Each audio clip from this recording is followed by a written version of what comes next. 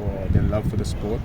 So we're really happy that we got the opportunity now as a national team to come here. We are excited, looking forward to the turnaround of the people, and let's win the 2 games together as a nation. Thank you Meghalaya government for providing such an amazing facility. Ha kawai ke Jingshah syak Thombor kawai ke Longkmie, kabala syak Thombor ba syak pen Mynsaw hoi Runar.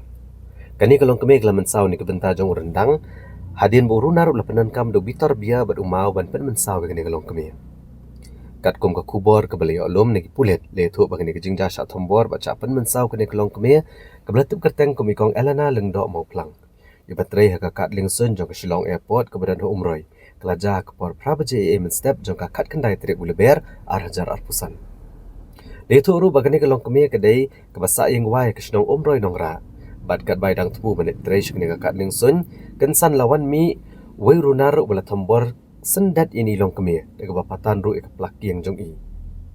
Hag jing kun unu Runar ula adu bitor bia balan tamau ya ini Longkmie hadu bila mensaujur. Syusyur layo jing tep bayag ni Longkmie lara marmar syaka boy rembong CHC ban Pak Sumar.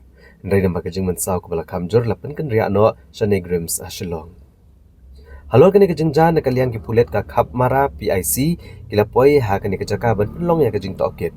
Ha ke bala kurup ru ikitiar bala penan kam ban pen Mynsaw ini Longkmie bala pen tep ru bala itu ini Runar bala pen tikena ban yo kem no shen.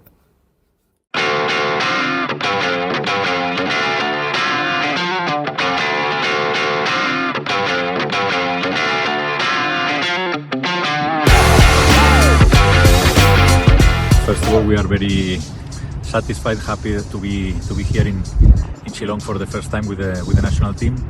We never thought there will be such a nice practice field and a stadium like this, but it is very nice, and we hope for a good match here.